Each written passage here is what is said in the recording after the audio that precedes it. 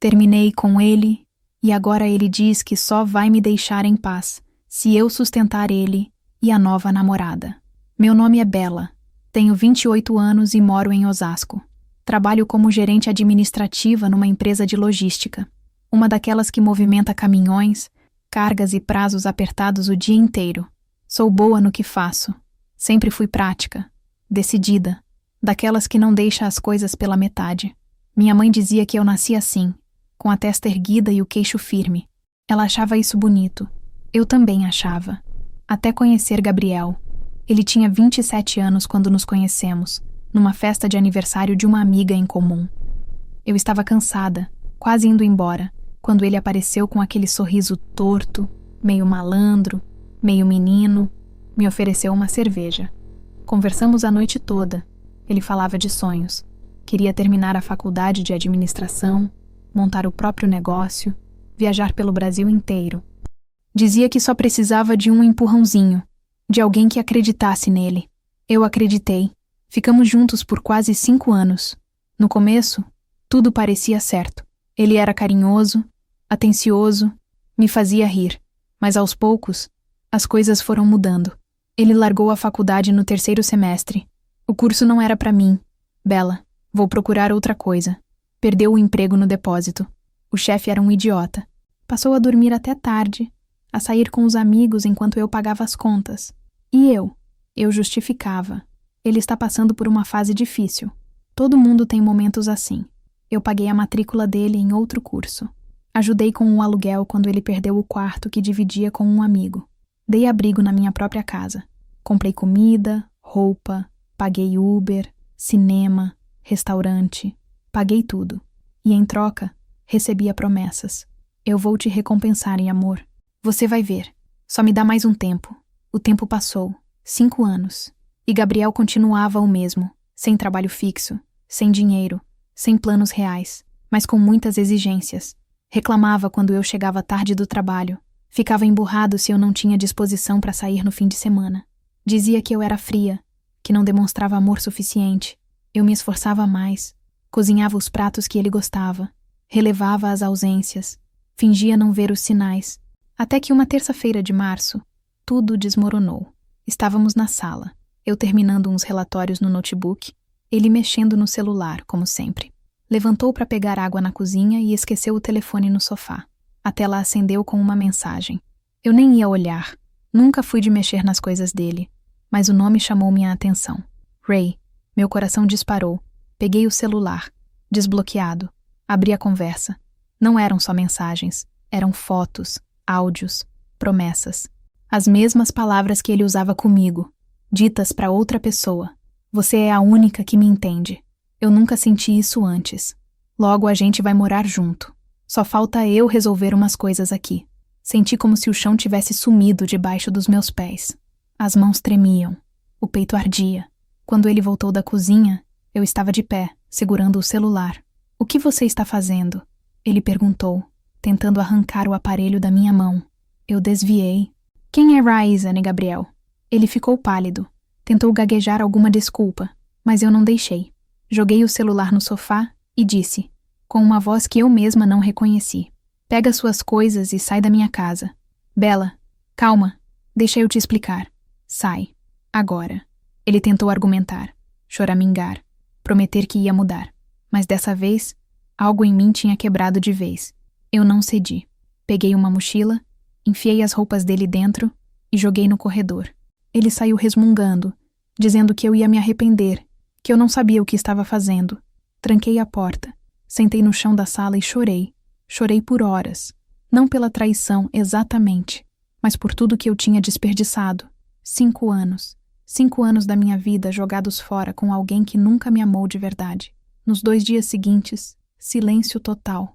Nenhuma mensagem, nenhuma ligação. Eu respirei fundo, tentei me recompor, voltei ao trabalho. Achei que tinha acabado, mas na quinta-feira, quando cheguei em casa depois do expediente, ele estava lá, no portão, e não estava sozinho. Ao lado dele, uma garota loira, magra, de uns 24 anos, me olhava com uma mistura de curiosidade e desafio. Gabriel sorriu, aquele mesmo sorriso torto de sempre. Oi, Bela, essa é a Raíssa. A gente precisa conversar. Fiquei parada no portão, com a bolsa pesando no ombro e a chave na mão, olhando para aquela cena surreal. Gabriel, de braços cruzados, com uma expressão quase entediada. Raíssa, ao lado dele, roendo a unha do polegar, evitando meu olhar. O que você está fazendo aqui? Perguntei, tentando manter a voz firme. Eu te disse que a gente precisava conversar. Ele respondeu, como se fosse a coisa mais natural do mundo. Não temos nada para conversar. Você me traiu, eu te botei para fora. Acabou. Ele deu um passo à frente. Bela, você não entende. Eu tentei fazer dar certo com você, mas não deu. Agora eu estou com a Raíssa, e a gente precisa de uma ajuda para se estabelecer. Eu pisquei, achando que tinha ouvido errado. Ajuda? Que tipo de ajuda? Financeira, ele disse, sem pestanejar. Eu sei que você ganha bem. Só preciso de uns 3, 4 meses de apoio. Depois a gente se vira. Senti o sangue subir para o rosto. Minhas mãos começaram a tremer de raiva. Você está maluco? Você me traiu? Aparece aqui com a amante. E ainda tem a coragem de pedir dinheiro? Raíssa finalmente falou, com uma voz fina e irritante. Ele disse que vocês eram amigos, que você ia entender. Amigos? Repeti, incrédula. Eu sustentei esse cara por 5 anos. Paguei conta, comida, roupa, estudo. E agora ele quer que eu banque vocês dois? Gabriel suspirou, como se eu fosse uma criança birrententa. Bela, não precisa fazer drama. Você tem condições. E eu só vou te deixar em paz se você colaborar. Senão... Ele deu de ombros. A coisa pode ficar chata pra você. Chata como? Ele sorriu. Um sorriso frio, calculista. Eu tenho prints de tudo, Bela. Conversas suas, fotos. Coisas que você não ia querer que o pessoal do seu trabalho visse. Acho melhor a gente resolver isso na boa. Não acha? Meu estômago revirou. Aquilo não era mais só traição. Era chantagem. Extorsão. Sai daqui, eu disse, entre os dentes. Antes que eu chame a polícia. Chama, ele desafiou. E explica pra todo mundo que você deixou seu namorado na rua sem nada. Vamos ver quem sai como o vilão dessa história. Eu não consegui responder. Entrei em casa, tranquei a porta e encostei nela, tremendo. Ouvi a risada dele do lado de fora, seguida de passos se afastando. Nos dias seguintes, o inferno começou de verdade. Mensagens no WhatsApp, ligações bloqueadas que não paravam de tocar, comentários em fotos antigas no Instagram, sempre com indiretas, sempre querendo me desestabilizar. Saudade de quando você era generosa. Pena que algumas pessoas mudam quando o dinheiro sobe a cabeça. Pior, começaram a surgir boatos no trabalho. Alguém, e eu sabia muito bem quem, espalhou que eu era uma pessoa difícil de lidar, controladora, que havia destruído a vida do meu ex. Colegas que antes eram simpáticos passaram a me olhar de lado. Meu chefe me chamou para uma conversa particular, perguntando se estava tudo bem em casa. Eu não sabia mais o que fazer. Bloqueava um número. Ele me ligava de outro. Denunciava os comentários nas redes. Ele criava perfis fake. Era como lutar contra uma sombra. E então, numa manhã de abril, recebi uma correspondência. Envelope oficial. Fórum Cível de Osasco. Abri com as mãos trêmulas. Gabriel estava me processando. Alegava que tínhamos vivido em união estável, que ele havia aberto mão da carreira para me apoiar emocionalmente e que agora eu tinha a obrigação de pagar pensão compensatória. Pensão, para ele. Sentei na mesa da cozinha e chorei. Chorei de raiva, de frustração, de medo. Como eu tinha chegado até ali? Como tinha deixado alguém me manipular desse jeito? Peguei o celular e olhei para a lista de contatos. Não tinha muitos amigos próximos.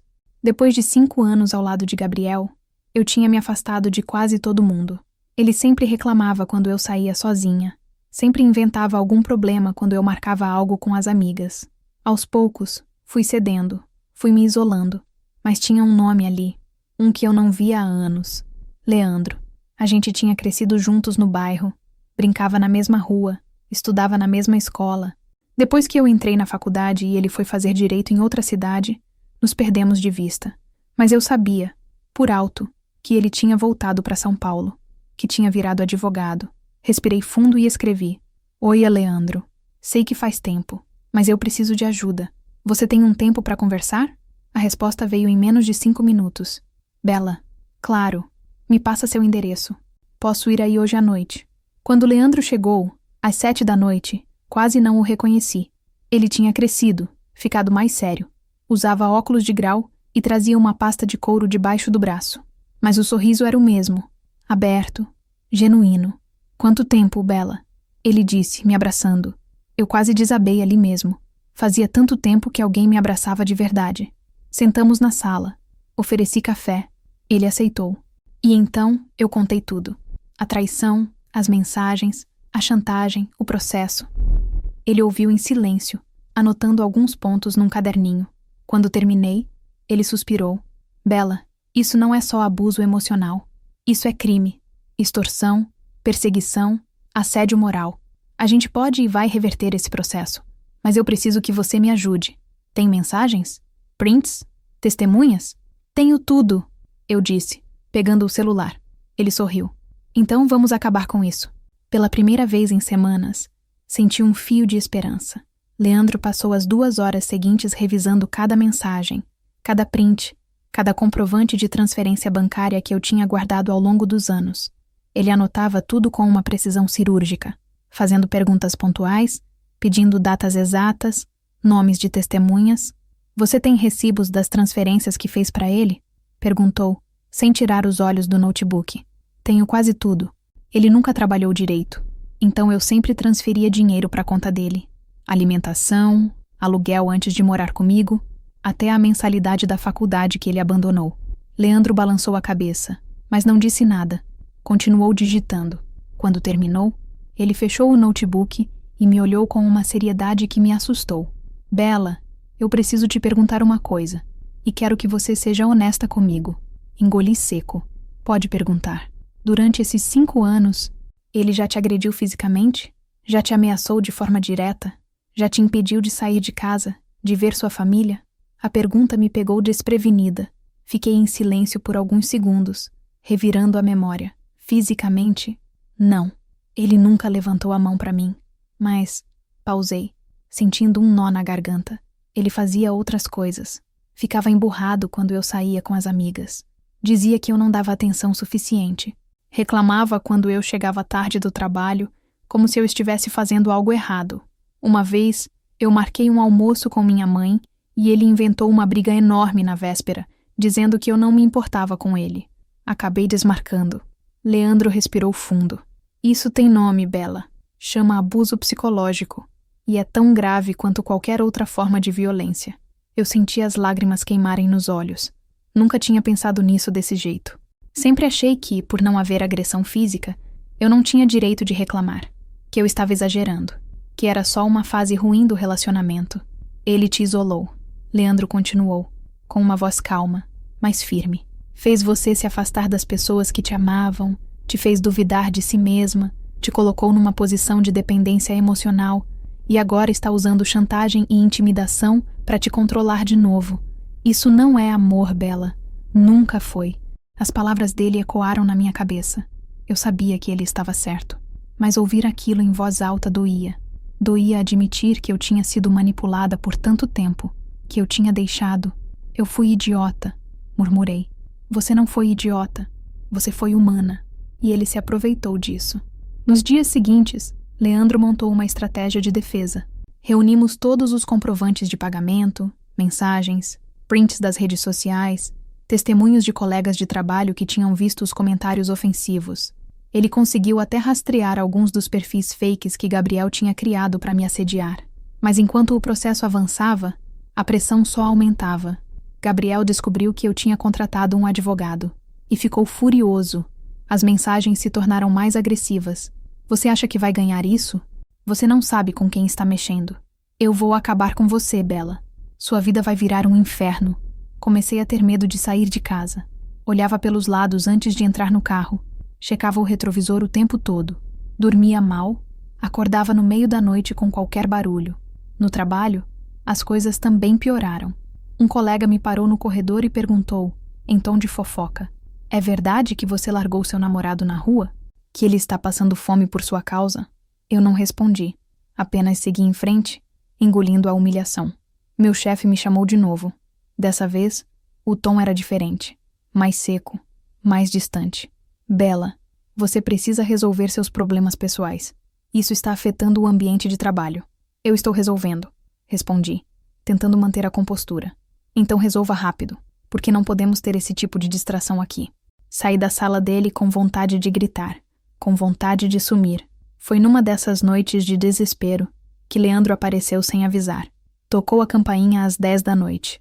Quando abri a porta, ele viu meu rosto inchado de tanto chorar. O que aconteceu? Eu não aguento mais, Leandro, desabei. Ele não para. Não importa o que eu faça, ele não para. Ele entrou, fechou a porta e me abraçou. Dessa vez, eu chorei de verdade. Chorei tudo que tinha segurado nos últimos meses. Você não está sozinha, ele disse, segurando meu rosto com as 2 mãos. Eu não vou deixar ele te destruir. A gente vai vencer isso. Juntos. Naquele momento, pela primeira vez em muito tempo, eu acreditei.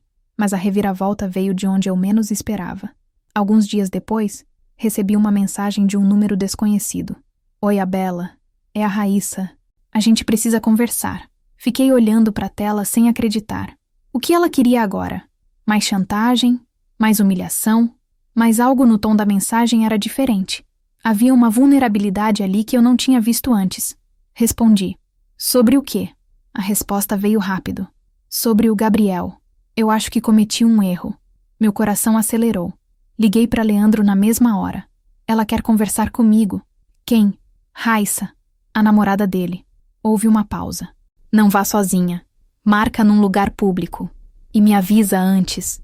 Marcamos num café no centro de Osasco. 13h. Movimento garantido. Quando cheguei, ela já estava lá. Parecia menor do que eu lembrava. Mais frágil. Os olhos inchados, as unhas roídas até a carne. Sentei na frente dela. O que você quer, Raíssa? Ela respirou fundo. E então, começou a falar.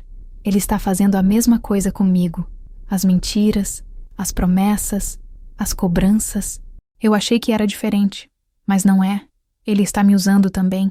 Fiquei em silêncio, processando. E por que você está me contando isso? Ela levantou os olhos, cheios de lágrimas. Porque eu preciso de ajuda. E porque você foi a única que teve coragem de sair. Pela primeira vez, olhei para Raíssa e não vi uma inimiga. Vi outra vítima. Fiquei observando Raíssa por alguns segundos, tentando processar o que ela acabara de dizer. Ela mexia nervosamente na xícara de café, evitando meu olhar. Havia algo de genuíno naquele desespero. Algo que eu conhecia bem.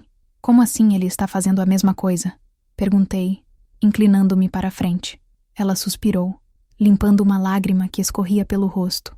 No começo, era tudo perfeito. Ele dizia que eu era diferente de todas as outras, que finalmente tinha encontrado alguém que o entendia. Me levava para jantar, me dava presentes. Ela pausou, mordendo o lábio. Só que eu não sabia que era com o seu dinheiro. Senti um aperto no peito, mas deixei ela continuar. Quando vocês terminaram, ele apareceu na minha casa dizendo que estava na rua, que você tinha o expulsado sem dó. Eu acreditei. Deixei ele ficar comigo. E aí começou. Ele perdeu o emprego, que dizia ter. Parou de pagar a parte dele no aluguel. Começou a pedir dinheiro emprestado. Primeiro R$ 50, depois 200, depois 500. Eu trabalho num salão. Bela, não ganho muito.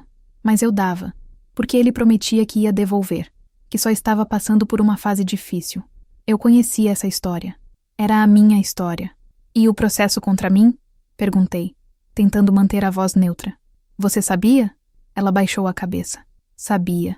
Ele disse que você tinha a obrigação de ajudar, que vocês tinham vivido juntos e que ele tinha direitos. Falou que você era rica, que podia bancar a gente até ele se estabilizar. Eu acreditei. Mas ontem ele pediu minha senha do banco. Disse que precisava fazer uma transferência urgente. Eu dei. Quando fui ver, ele tinha tirado quase tudo que eu tinha na conta. R$ 1.200. Tudo que eu tinha juntado nos últimos 3 meses.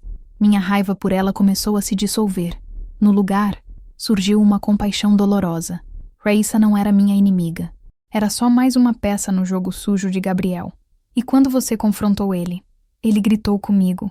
Disse que eu era uma ingrata, que ele só pegou o dinheiro porque eu devia para ele, que se eu não parasse de reclamar, ele ia embora e eu ia ficar sozinha. Ela soluçou.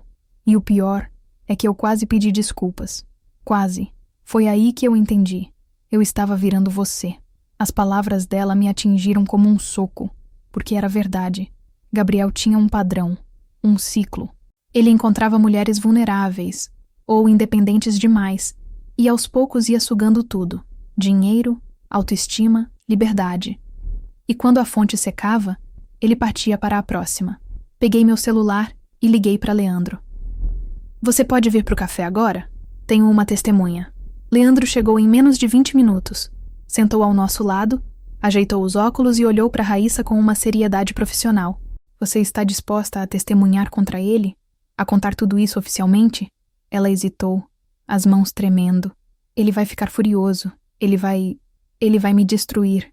Ele já está te destruindo, eu disse, colocando a mão sobre a dela. Mas dessa vez, você não está sozinha. Raíssa respirou fundo e assentiu. Leandro sorriu pela primeira vez. Ótimo. Então vamos montar um dossiê completo. Mensagens, comprovantes de transferência, prints, tudo. E Raíssa, você vai registrar um boletim de ocorrência pelo dinheiro que ele pegou sem autorização. Isso é furto. Nos dias seguintes, trabalhamos juntas. Eu, Raíssa e Leandro. Foi estranho no começo, estar ao lado da garota que tinha me substituído, mas aos poucos fui percebendo que nós duas éramos vítimas da mesma manipulação e que, juntas, éramos mais fortes. Reunimos tudo, cada mensagem de chantagem, cada ameaça, cada comprovante de pagamento. Leandro conseguiu ainda rastrear outras mulheres que Gabriel havia manipulado antes de mim. Uma delas, Camila, topou dar depoimento. Ela tinha passado por algo semelhante 2 anos antes. Sustentou Gabriel por 8 meses, até descobrir que ele tinha outra namorada na mesma época. O dossiê ficou robusto, irrefutável. A audiência foi marcada para uma terça-feira de maio, às 10 da manhã, no Fórum de Osasco. Cheguei meia hora mais cedo, acompanhada de Leandro. Raíssa estava lá também, sentada num banco do corredor, pálida, mas determinada. Quando Gabriel chegou, acompanhado de um advogado de defesa, ele me lançou um olhar cheio de veneno. Mas quando viu Raíssa ao meu lado, o rosto dele se contorceu numa mistura de raiva e desespero. O que você está fazendo aqui? Ele sibilou, se aproximando dela. Ela está testemunhando, Leandro disse, colocando-se entre eles. E sugiro que você mantenha distância. Gabriel riu. Uma risada amarga, sem humor. Vocês acham que vão me derrotar? Eu tenho direitos. Eu vivi com ela. Eu abri mão da minha vida para ficar ao lado dela. Você não abriu mão de nada, eu disse, finalmente encontrando minha voz. Você sugou. Você mentiu. Você manipulou. E agora vai pagar por isso. Ele deu um passo na minha direção, o rosto vermelho. Você era nada quando me conheceu, Bela.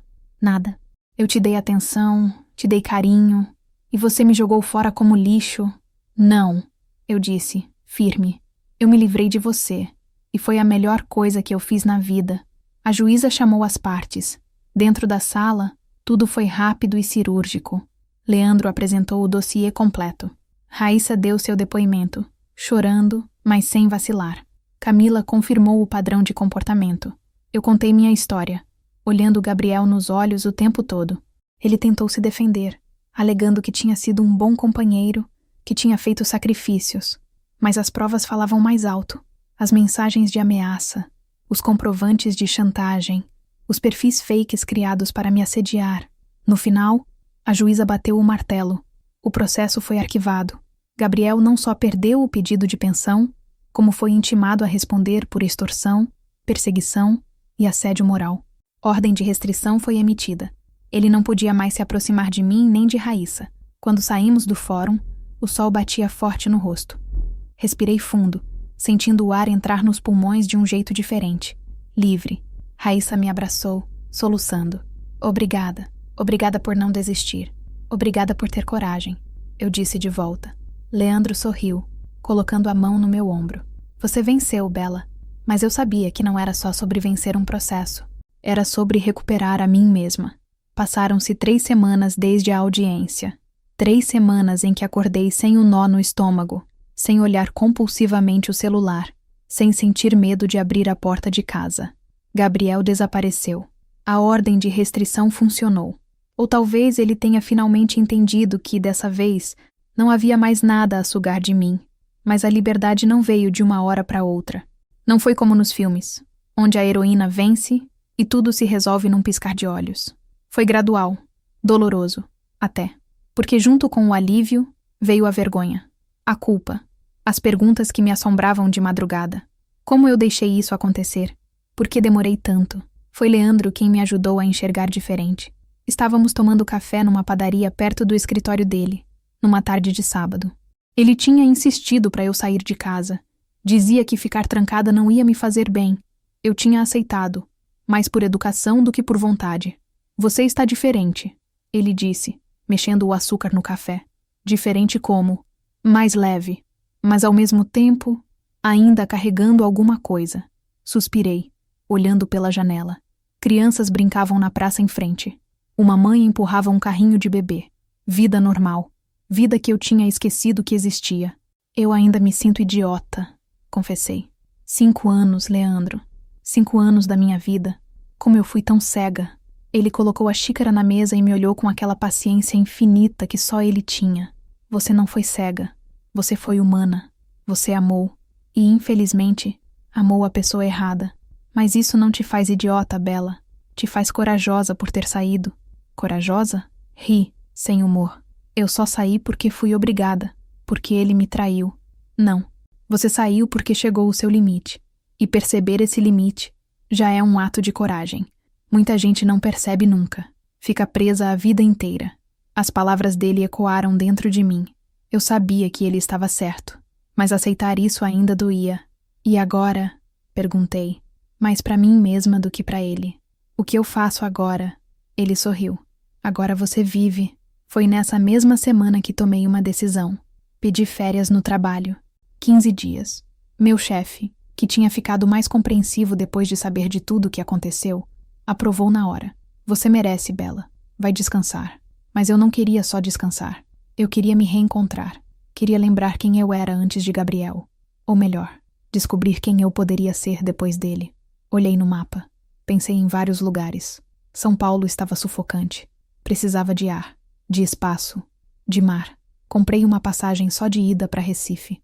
Quando contei para Leandro, ele riu. Só de ida? E se você não quiser voltar? Aí eu compro a volta de lá. Respondi. E pela primeira vez em meses, senti um sorriso verdadeiro se formar nos meus lábios. Raíssa também soube. Me mandou mensagem desejando boa viagem, dizendo que estava começando terapia, que estava tentando se reconstruir também. Eu torci por ela, de verdade. Cheguei em Recife numa quinta-feira à tarde. O calor me abraçou assim que saí do aeroporto. Um calor úmido, diferente, que grudava na pele, mas não incomodava. Peguei um Uber até a Boa Viagem e me hospedei num hostel simples, barato, com vista para o mar. Nos primeiros dias, não fiz nada além de caminhar. Acordava cedo, colocava um vestido leve, chinelo, e saía sem destino. Andava pela orla, observava os vendedores ambulantes, os turistas, os pescadores. Sentava na areia e ficava ali, só olhando o mar. Não tinha roteiro, não tinha pressa, não tinha ninguém cobrando minha atenção, meu tempo, meu dinheiro. Era só eu. E foi assustador perceber o quanto eu tinha esquecido de mim mesma, o quanto eu tinha deixado de existir fora da órbita de Gabriel.